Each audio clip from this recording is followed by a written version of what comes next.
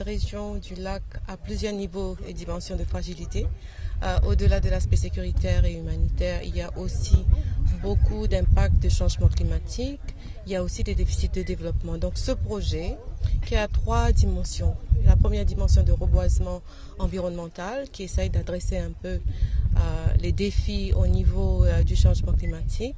Le deuxième volet qui a trait à tout ce qui touche l'énergie renouvelable et dont on vient de voir un peu ce qui se passe dans cette région. Et le troisième volet qui est un accompagnement socio-économique de la communauté les plus vulnérables, y compris des femmes et des enfants. Donc ce qu'on a vu aujourd'hui, et je dois rappeler qu'on est à mi-chemin du projet, donc après à peu près 8 à 9 mois, on est assez encouragé parce qu'on voit sur le terrain. Nous avons à peu près 105 000 plantes qui vont être mises en terre sur 4 sites séparés. Au total, ça fait à peu près 420 000 plantes. Mais le plus important pour nous, c'est l'accompagnement de ces femmes et de ces jeunes que nous voyons dans cette région.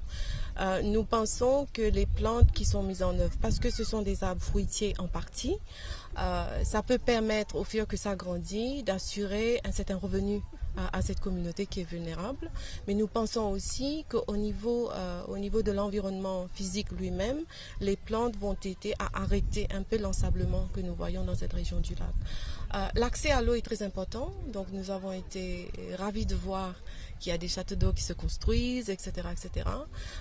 Ce qui est important maintenant dans le reste de la continuation de la durée du projet, c'est que les communautés se prennent en charge. Nous avons noté l'engouement de la population locale pour ce projet. Il est important qu'on maintienne cet engagement jusqu'à la fin.